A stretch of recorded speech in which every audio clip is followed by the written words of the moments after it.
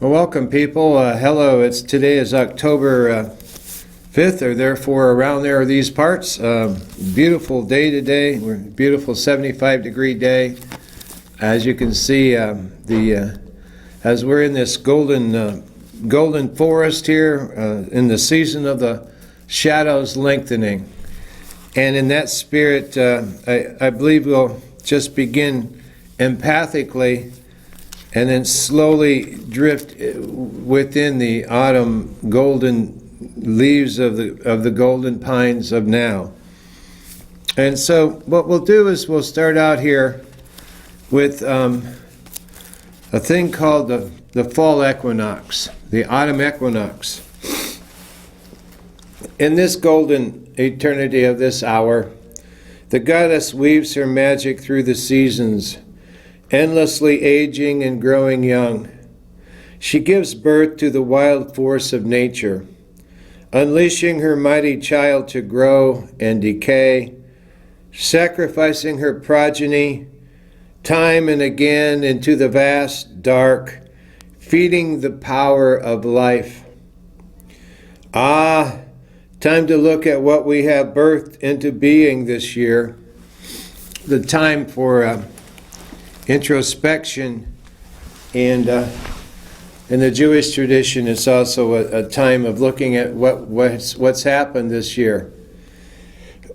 Feeding the power of life.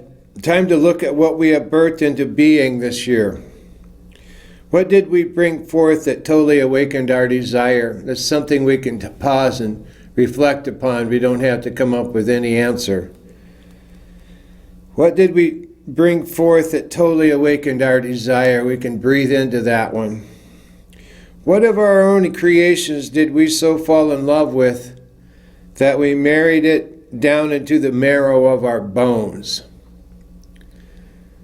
What now are we getting ready to take with us into the dark? So, dear friend, look around here at these lengthening shadows in this golden autumn of the golden pines and the holy oak. And what now are we getting ready to take with us into the dark? Autumn is a time of decision, of gathering in, of choosing what to keep and what to let go. Both. Fall now into our heart of hearts. Dive now into the deep end of the pool of ourselves. Let go now of the above ground. Burrow now into our dream cave, taking with us the final harvest, the essential peace that will nourish the root of our being and bring us through to our next life. This is beautifully beautiful. An image, a Buddha sitting on the edge of a cliff overlooking a canyon, and then the other side. And this aura of golden light around the Buddha, female, male, sitting on the edge in meditation, in a equipoise, in a lotus position, just looking out. And this is an image for a visualization. The goddess weaves her magic through the seasons, endlessly aging and growing young. She gives birth to the wild force of nature, unleashing her mighty child to grow. Ah-ho! And decay, sacrificing her progeny time and again into the vast dark, feeding the power of life. Ah! Time to look at what we have birthed into being this year, dear friend. What did we bring forth that totally awakened our desire? What of our own creations did we so fall in love with that we married it down into the marrow of our bones, and that we married it within this beautiful autumn leaves that are surrounding us in the lengthening shadow, that we married it down into the marrow of our bones, this beautiful image? What now are we ready to take with us into the dark. Autumn is a time of decision, of gathering in, of choosing what to keep and what to let go. Fall now into our heart of hearts, dear friend. Dive now into the deep end of the pool of ourselves. Let go now of the above ground, dear friend. Burrow now into our dream cave, taking with us the final harvest, the essential peace that will nourish the root of our being and bring us through to our next life. Beautiful image of autumn in this golden leaves of the golden eternity of now. And within this, there is a story egg. And within the story egg is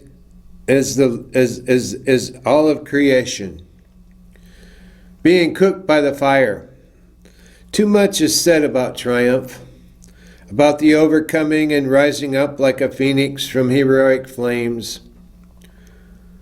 What about the longest part of the story where we're being cooked by the fire, and while the things you love are being burned down to ashes, you are all the way left behind by the world? In the old way, you would have heard about what makes a journey an odyssey from your elders. You'd know that you come from a long line of survivors. You'd never get anywhere quickly for all the listening you'd be expected to do. And your food would always go cold after the long prayers that are owed to your ancestors' endurance. And eventually you'd come to know these stories by heart because they'd wriggle down into your bones and take life in the landscape around you, in the valleys and the lakes and the mountains. And when your time comes, as it does for all of us, to be cooked, you'd know that you aren't the first to be chosen by the fire, and it will hurt for as long as it takes. And the only way through is with your heroics humbled. The only way through is with your heroics humbled.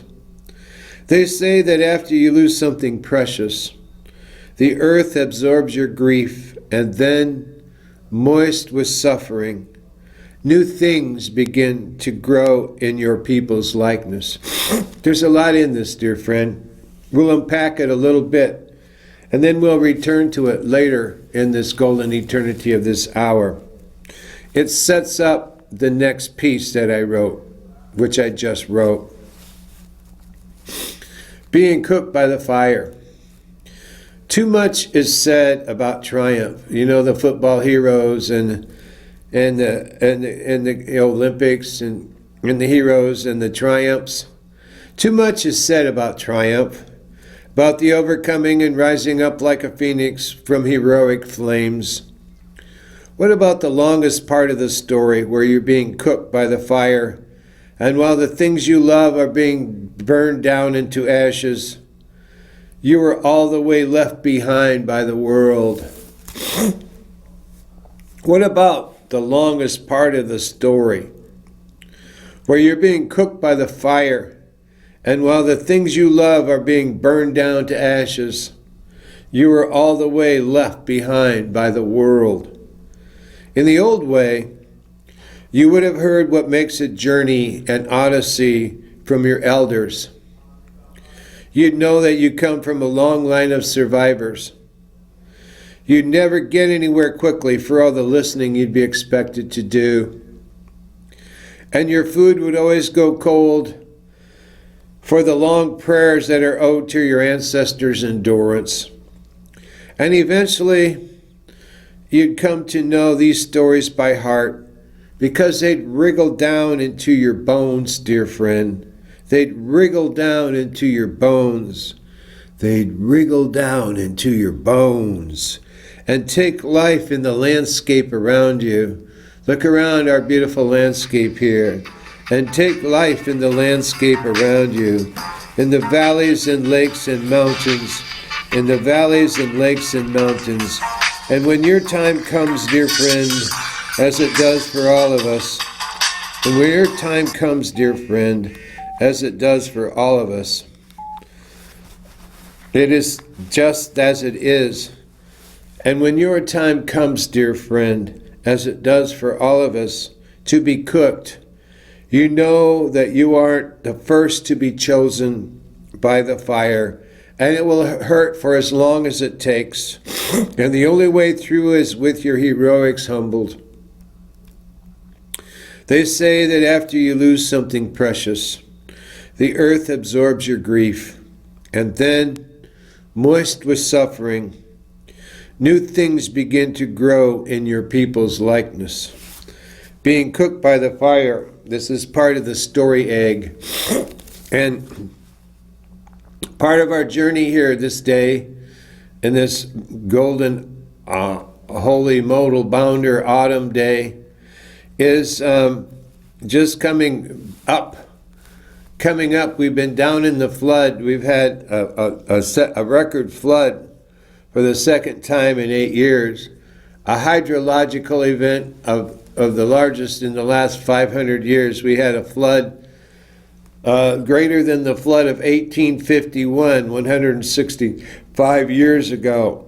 So this is at least a 200-year flood, and we've had all the bridges closed. The schools have been out for 10 days, no bus service, no school buses, no postal service, no garbage pickup.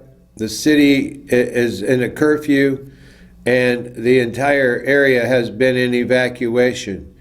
About 10 square miles in the downtown city area of Cedar Rapids. Iowa City didn't get touched. Interesting.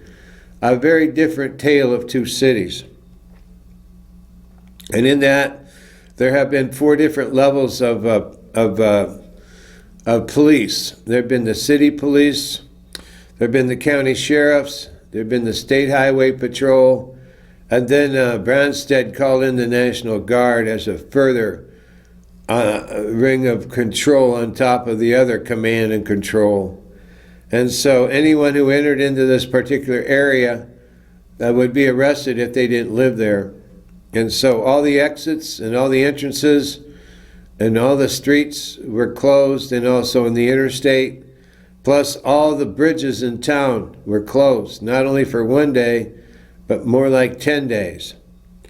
And so thinking about the poem we just shared, or the reflection piece, there's another piece that was just written, and this whole theme today is being called Back from the Dead. And it has a resonance that will be evoked as we share these particular parts of the journey. And this was written specifically reflecting that pool of wonder, which is restoring ourselves after the flood. And the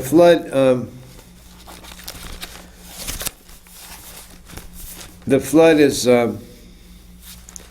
pretty deep in our memory pool. So this was called A Deeper Prairie in the Heartland. So we have this prairie, and once in a very rare moon, this prairie of wildflowers, purple cone wildflowers, and deep prairie wildflowers of the prairie, turn into a deeper reflection, a deeper meditation, where the biota become a transcendent quality, a choir-like quality.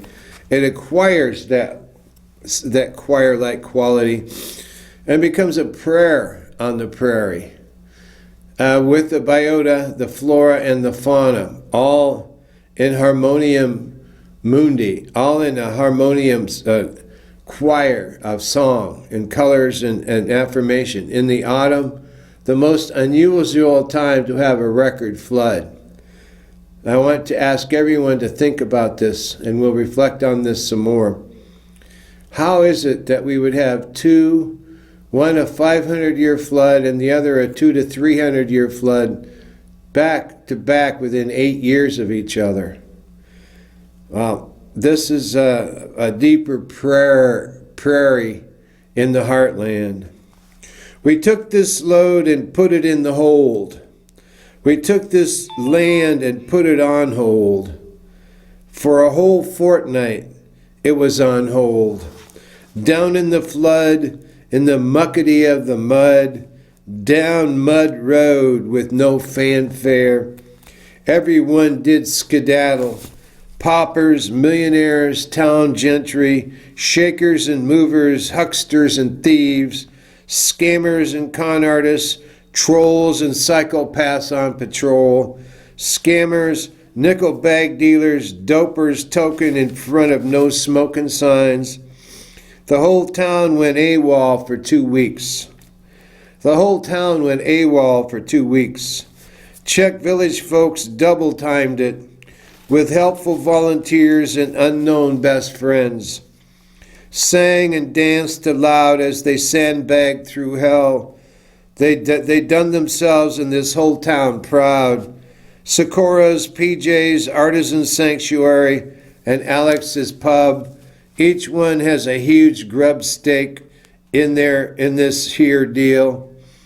Down in the flood, found a newfound community in continuity, congealing from incongruity to a consistency of wheels in motion, to cognitive dissonance, to community assonance, to harmonium consonance, to resonance field, holding together as one, with a little help from our friends, community glue, inhabitants becoming residents, becoming,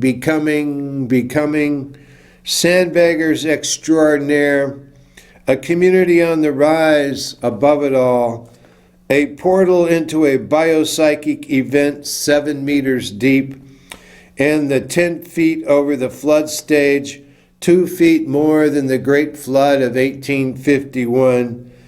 This is a psychological, social, economic, historical, cultural, emotional, mental, spiritual event. It scarred the psyches of over 100,000 residents. For the second time in 8 years, townsfolk and business folks lost thousands of dollars. No public transit, and collectively over $100 million. There's no public transit for 10 days. The whole town was on curfew. There were no public schools, no parochial schools or buses, no garbage pickup, pretty much mandatory evacuation. There was no public transit nor no public buses, school buses ran. There was pretty much mandatory evacuation. All the exits and entrances were closed. The city cops, the county sheriffs, the highway patrol, and the National Guard was on guard, both devastation zone and police state. Within the land between two rivers, there is now a mythic legend city. It is called the land between two 500-year floods. For the second time, Cedar Rapids became the city of no bridges. The question is, when it rises, will the dark lords of City Hall and the real estate overlords strangle this newborn babe in the tub and become a town of all time frowns? That's the question, is when it rises, and it will rise. Will the dark lords, as it most likely will the dark lords of City Hall and the real estate overlords, most likely, almost surely will, strangle this newborn babe in the tub and thus become a town of all-time frowns, as it is now known as the town with no bridges, the city of no bridges. That's having considered being cooked by the fire, and the piece that connects it is this part that connects all of us, which is And when your time comes, as it does for all of us, dear friend, to be cooked by the fire down in the flood, you know that you aren't the first to be chosen by the fire and the flood. And it will hurt for as long as it takes, dear friend. And the only way through is with our heroics humbled. They say that is because there's too much made about triumph. They say that after you lose something precious, down in the flood, down in the fire, the earth absorbs your grief, like your lost loved one that we celebrate their birthday today. And we grieve and mourn their loss, and they are with us again and again and again. May the perpetual light shine upon them, and may they rest in eternal peace. Requiescat in pace. May the perpetual light shine upon them. May they rest in eternal peace. Requiescat in pace. May the perpetual light shine upon them, and may they rest in eternal peace. And they say that after losing a precious someone in our lives, the earth absorbs our grief, and then moist with suffering, dear friend, new things begin to grow in our people's likeness. New things begin to grow in our people's likeness. So we're down in the flood, and we're just coming back, and this is called Back from the Dead, so you can understand the deeper valences, the nuances on a personal and a planetary level and in a community level. So let us go together forward down into this flood together, and then back from the dead we shall rise and come back from the dead together, all within the psyche of this poem, dear friend. Coming back from the dead, a deeper prairie in the heartland. We took this load and put it in the hold. We took this land and put it on hold. For a whole fortnight, it was on hold. Down in the flood, in the muckety of the mud, down mud road with no fanfare, everyone did skedaddle. Paupers, millionaires, town gentry, shakers and movers, hucksters, thieves, scammers, con artists, trolls, psychopaths on patrol, nickel bag dealers, dopers token in front of no smoking signs. The whole town went AWOL for 2 weeks.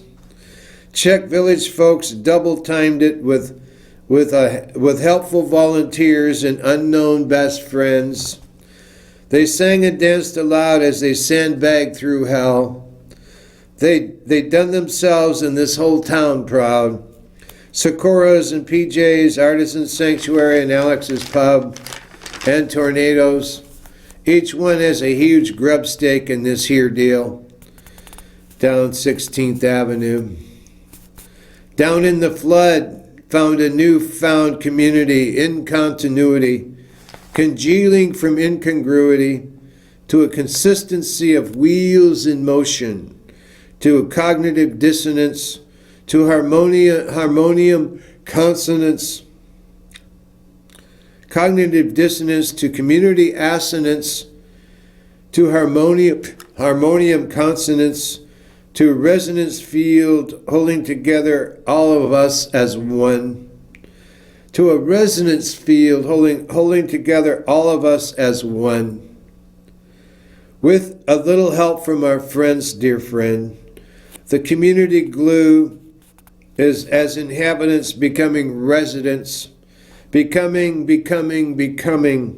sandbaggers extraordinaire, a community on the rise, above it all, a portal into a biopsychic event, dear friend, a portal into a biopsychic event, dear friend, 7 meters deep and 10 feet over the flood stage, 2 feet more than the Great Flood of 1851.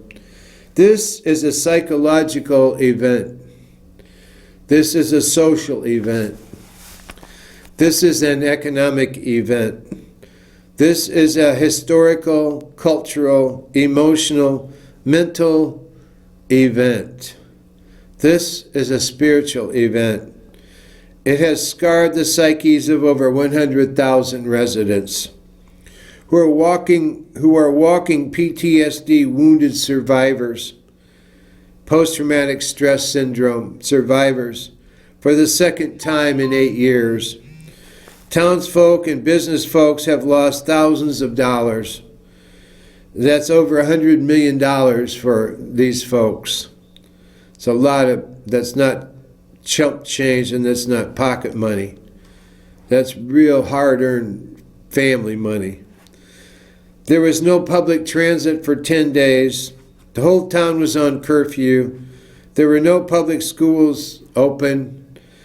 No parochial schools or buses, no garbage pickup, no mail delivery, pretty much mandatory evacuation for an entire 20 to 30 square mile area of downtown Cedar Rapids and residence area. All exits and entrances were closed. The city cops, the county sheriffs, the highway patrol, and the National Guard were on guard.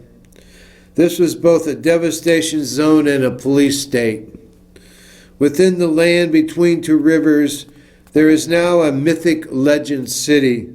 It's called the land between two 500-year floods in an 8-year period. For the second time, Cedar Rapids is the city of no bridges. The question is, when it rises, dear friend, will the dark lords of City Hall and the real estate overlords strangle this newborn babe in the tub and become a town of all-time frowns? That's the question.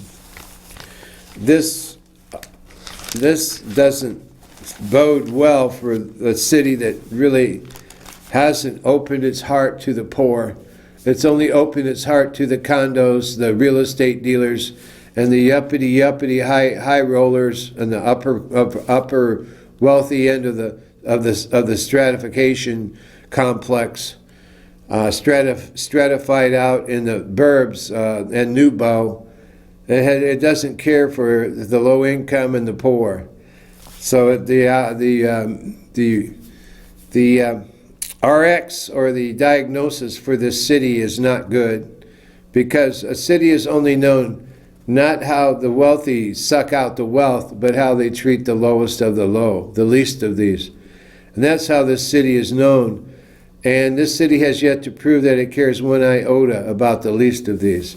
So the prognosis is, sad to say, that this will become a town of all-time frowns, because the grin of the idiots that run the banksters and the city hall and the real estate grin is a chagrin for every other decent citizen of the town. And these are overlords and dark lords calling the shots in their fascist bourgeoisie, Newbo yuppie, yippee, Yankee Doodle duppy, yuppie. So pray for us all, but the answer, my friend, is still blowing in the wind. We have to keep that spirit alive. So in that sense, we say never be satisfied. Never be satisfied. Out here on the road, you see things clear. Go out and gaze at a beautiful sunflower in Lamar, wheeling all day in radiance and bliss at the beauty of all this. We are not alone, dear friend. We are all one. It's not simple to say, yet let us say. Never be satisfied. Always out here on the edge, cutting through all the bullshit that tries to keep you tangled up in blue. Let's say to one another, dear friend, hey, you'll do. This is dedicated to my brother Dennis, whose birthday was October 1st. Never be satisfied, especially because he loved Lamar. Out here on the edge and out here near the divide. It's out in the beautiful upland of the eastern plains of Colorado, in the high desert, the semi-arid desert of the high plains country, on the Arkansas River Valley, where the angel of Chavano is high in the divide. Never be satisfied. Out here on the road, you see things clear. Go out and gaze at the beautiful sunflower in Lamar, wheeling all day in radiance and equipoise and bliss. At the beauty of all this, we are not alone, dear friend. We are all one. We are all one in the divinized mind. We are all one in the radiant sunshine of the divinized mind. We're all one. It's not simple to say, yet let us say, never be satisfied. Always out here on the edge, cutting through all the bullshit that tries to keep you tangled up in blue. Let's say to one another, dear friend, hey, you'll do. Hey, you'll do. Say it soft and say it loud. Hey, you'll do. Hey, you'll do. Hey, you'll do. Aho. That's a celebration of coming back from the dead, from down in the flood. It's a celebration. So we're visiting different templates of a Lamar Templar. It's called the different templates of the Lamar Templar. This is a little thing called the Heroes of the Monkey Zoo. This is for Leonard Peltier, who's still in prison. So, dear friends, please write a letter to President Obama asking for executive clemency to free Leonard Peltier now. Just write a letter to President Obama, very simple, asking for the clemency for Leonard Peltier, Peltier, and write it to the White House, 1600 Pennsylvania Avenue, Washington, D.C. It'll get there. And you may have just done something fine in this world. The Heroes of the Monkey Zoo for Leonard Peltier. The Heroes of the Monkey Zoo come in all colors. They all snap to salute the red, white, and blue. When their chain is pulled, the choke chain that reveals that they are slaves, indentured servants to empire. Babylon, the establishment, they are all subordinates to the insanatorium, always servile to the man, in whatever uniform he shows up in. The military, the athletic jock supporter, big pharma, big ag, ConAgra, ADM, Farm Bureau, the real estate huckster and cheat, the three-piece zoot-suited bankster, Attila the stockbroker, the big blue medicine, big blue cop shop, gonzo wonks, and authoritarian bosses at school, high school, junior college, community college, university, all the same.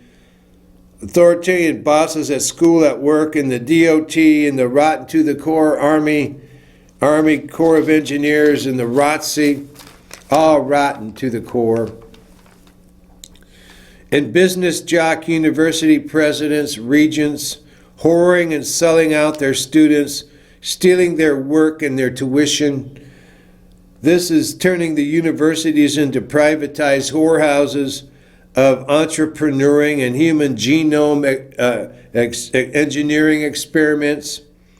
Yeah, the Heroes of the Monkey Zoo come in all colors of the ethnic business jock's grin, but every one of those colors are guaranteed to make you silent and compliant, and a pedigreed and chained to a mountain of debt, student debt, all guaranteed to keep you blue and in debtor's prison for the rest of your life, as an indentured servant, an invisible, silent, unreported sentence from the judge called the bankster, from 20 to life. Hey, it's your life.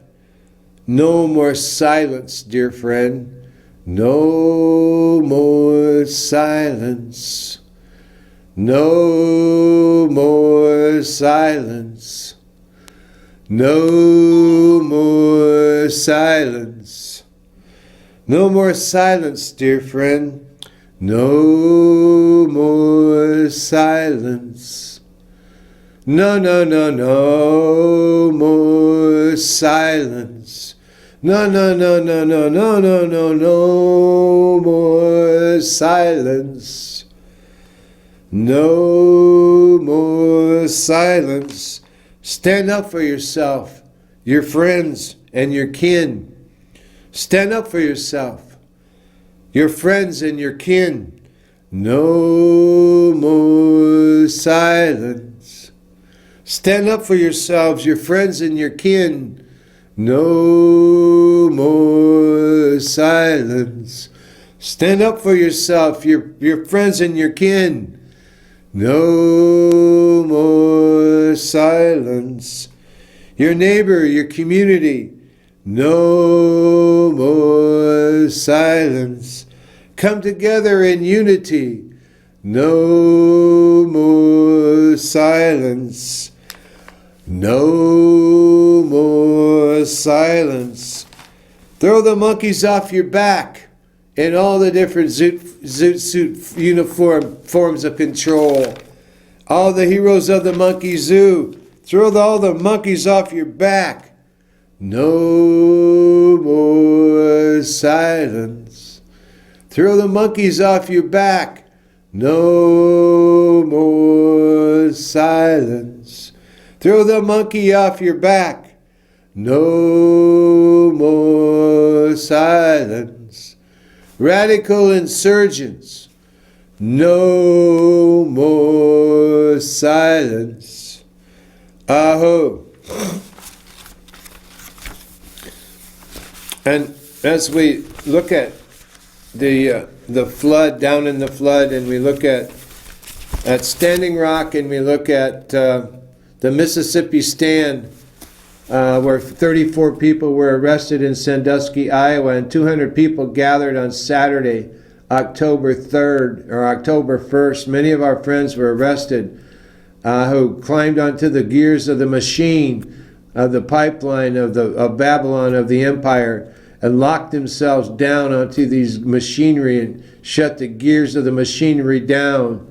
34 people were arrested on Saturday here in Iowa. Stand up, shut this pipeline down. Go to MississippiStand.com. Go to BoldIowa.com. Go to NoBakken, BAKKEN.com. Go to SacredStonesCamp.org. All four of those websites will give you all the information you need. They need people to come down there and support them. This is your time. This is your stand. Don't let somebody else do it, because there's not going to be anybody else to do it. You're it this time, dear friends. Stand up and make a stand. Get on down there to Sandusky and help out. You can lend a helping hand. Sandbag this pipeline. Don't sandbag it. Shut it down. So in that spirit, trees matter. Driving past or walking along the edge, we remember the tall trees. Look around, these beautiful trees, which stood so sedately beside the older road, until the city's absolute need for their living space, their continued residence, not an urban priority. They died for a water line. They died for a water line, for energy conduction burial, now cut down, chipped, piled high.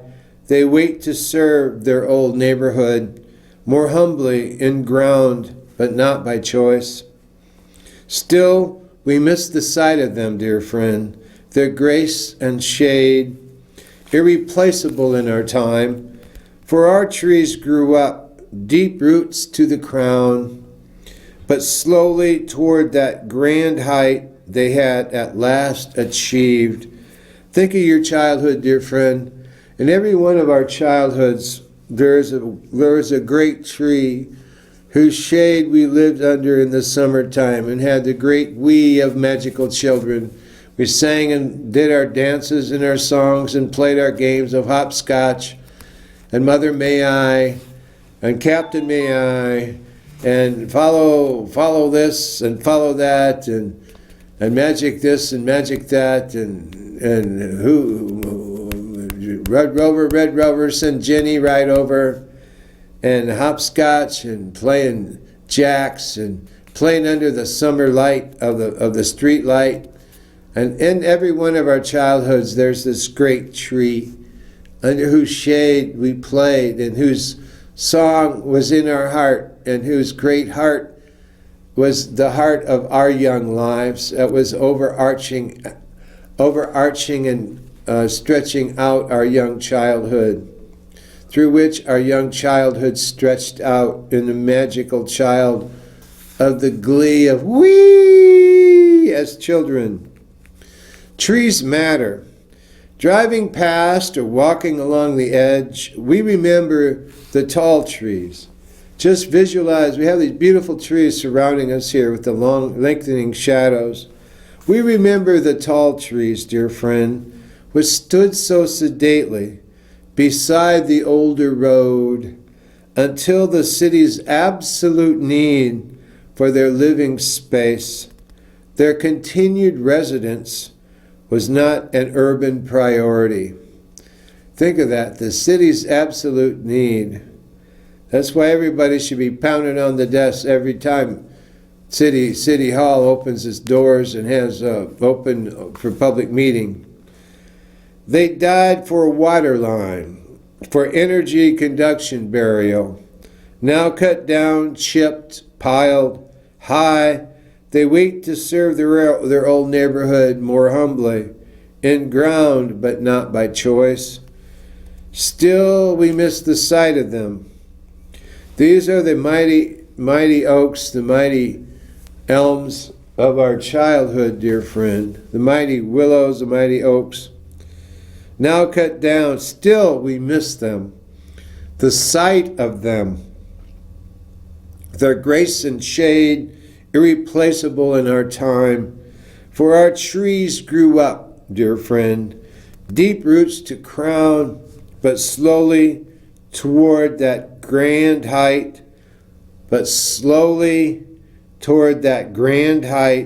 they had at last achieved. Trees matter. Think about the biopsychic energy print of your memory field, dear friend, as it takes resonance in the childhood of your joyful residence. And this, within relation to the being cooked by fire, we continue that resonance to this day. We sing a little song that was sent along our way. Mother, Father, creation of all people, of all places, of all nations, rest thy healing thy healing hand upon us now, filling us with the healing sensation. Let the one true harmony within each of us come together for a symphony and melody so complete, the total transformation for all is instantaneous. Believe it. It is happening. It has happened. Worry not of the physical 3D reality so much anymore. We are synthesizing. We are syncretizing. Creative mind, heart, soul, and spirit. Body, mind, psyche, and spirit. As one, light has already taken reign over this world. Surrender into it. Let go. Bring the others. Bless all. Bless all. This is a beautiful piece. This is for the Arikara, the Mandan, and the Hidatsa at Standing Rock, as well as all the Iowans of the beautiful land at Boone and also at the Mississippi Stand at Sandusky and all along the way. All of you who stand up and take a stand for the 7th generation yet to come.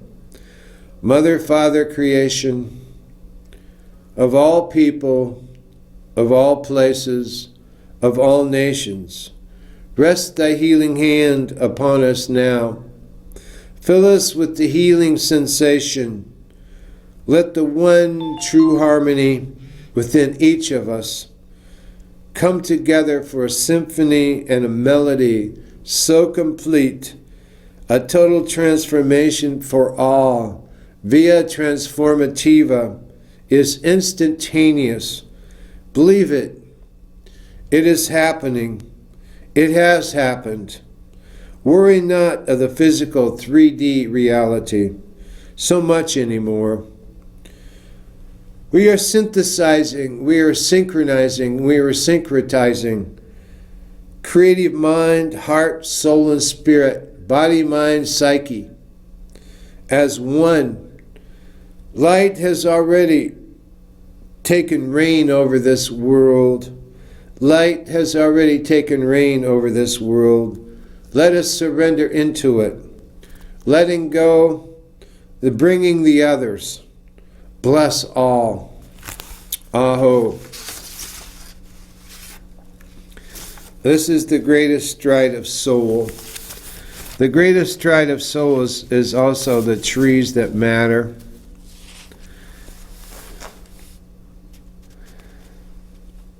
This is midnight of the 6th octave. There's nothing wrong with Cimarron. We are part of the galactic culture. Cimarron in for Altair, Arcturus, Uranus, Antares, Aldebaran, Oberon.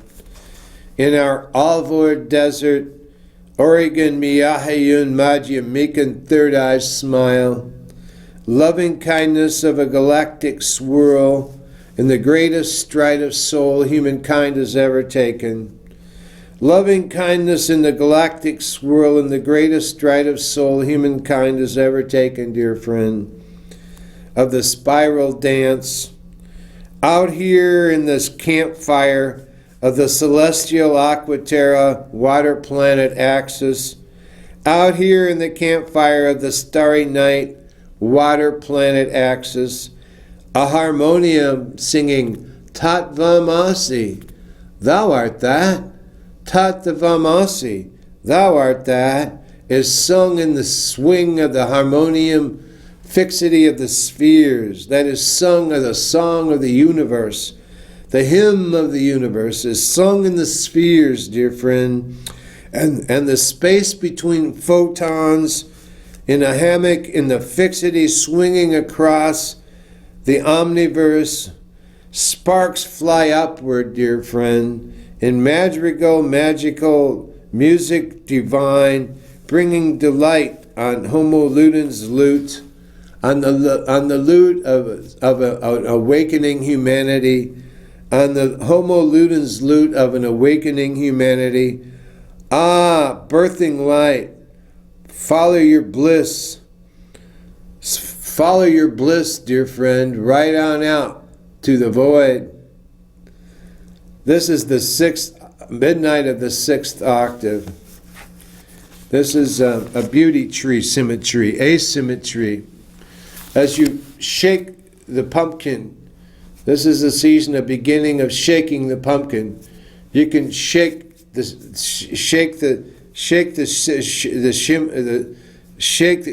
symbols right on down, shaking the leaves, shaking the symbols, shaking the pine. This is the shaking of the planet drum into a harmonium mundi. We're shaking the planet drum into a harmonium mundi.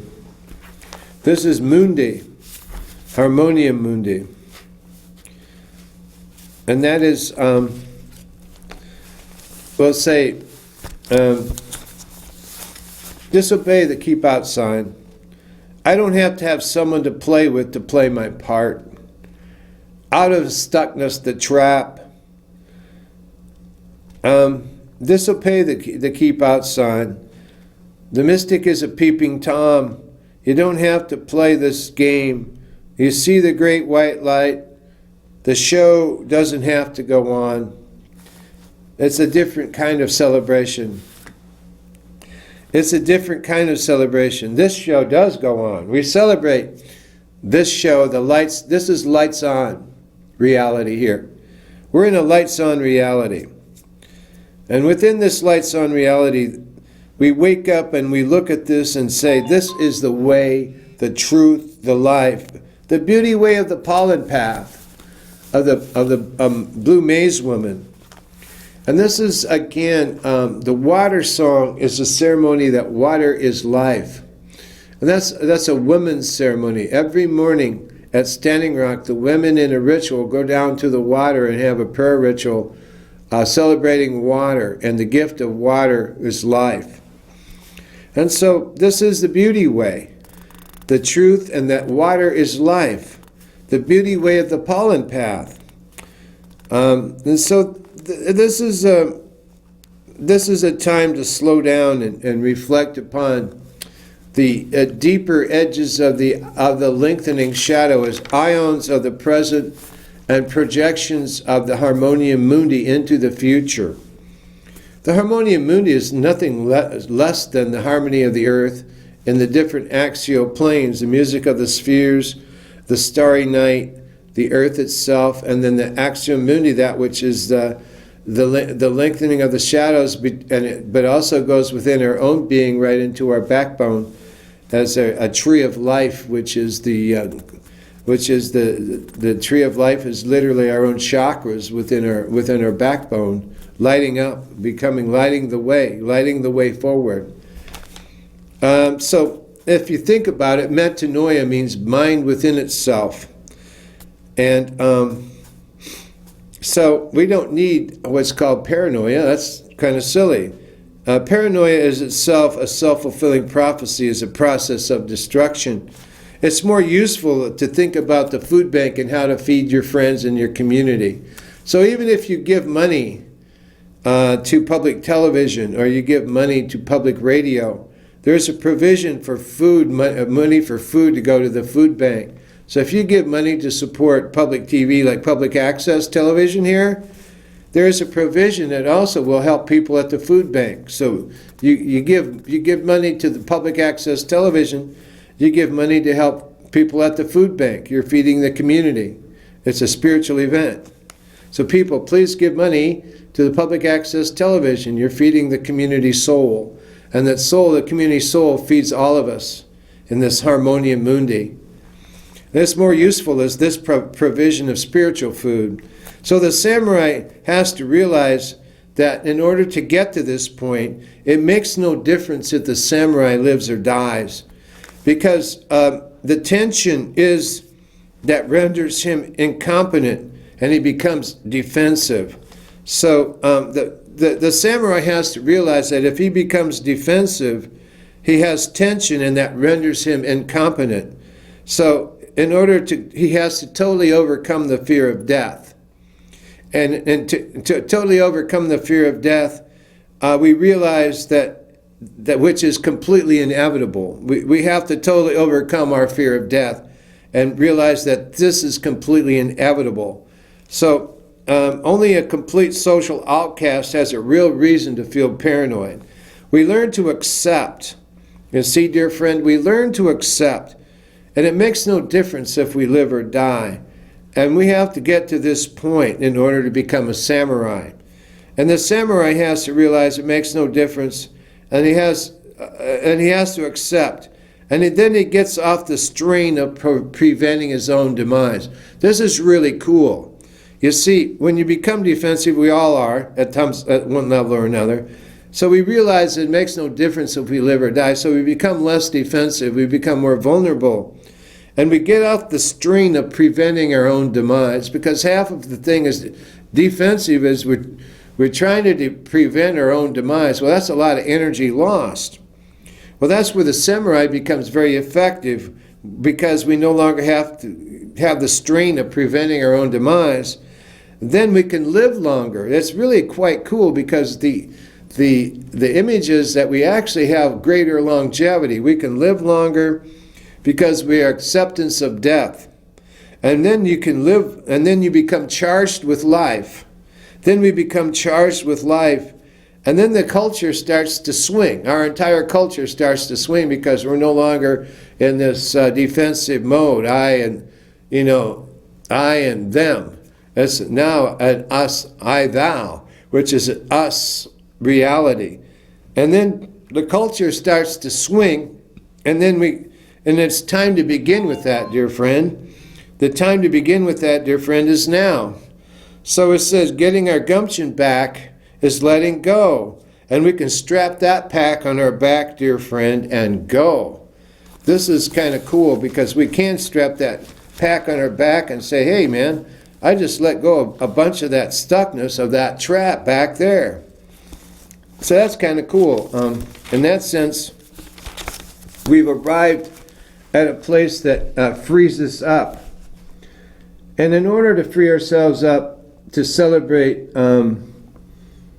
what we're looking at here is going into baseball season, and a lot of cool World Series, and I think some people are the Cub fans. So we dedicate part of this program to all you Cubby fans who've been waiting 100 years. But we can't celebrate too much yet. We have a great team. So hats off to all the Cubby fans out there. And so we realize, again, we look around at global warming. We're all part of this. We look at the floods we just had. We look at this pipeline thing here, and we look at the glaciers melting up in Alaska, which is one of the great sources of the rising of the ocean water, is the melting of the glaciers in Alaska. So this is called under the sign of the water bearer. And so the poles melted, engulfing all, enfolding the low places, caressing at first and then cajoling, then push and shove and displace, like a large ant when you don't take her hint, then she hip bumps you over on the couch. She gets what is hers at last, as is right, all in the way inundated, all in the way absorbed into that great body of the ocean, under the sign of the water bearer, the water planet, Aqua Terra. All in the way inundated, absorbed into the great body of that ocean, her swells, her squalls, those living waters fed on the dead. There were delicate things seen no more, and sturdy ones that cracked and split asunder, like the cracking of the glaciers as they come cracking apart in this ice melt. All that she found, she welcomed, she accepted, all yielded under her steady persuasion. The anger, the guilt, the sadness she washed over. She had only joy to move and to spread, anointing the world's tired, dusty feet, diluting poisons, baptizing anew. So this is the last breathing of this particular golden moment here, dear friend. The anger, the guilt, the sadness is washed away. And we have only joy to move and to spread, dear friend. Spread the light of this joy and anointing all of our friends who are tired and who have dusty feet.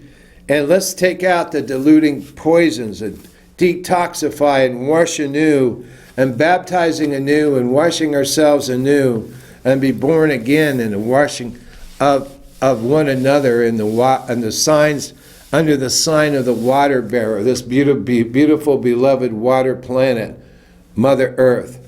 Thank you. May all be blessed. Peace.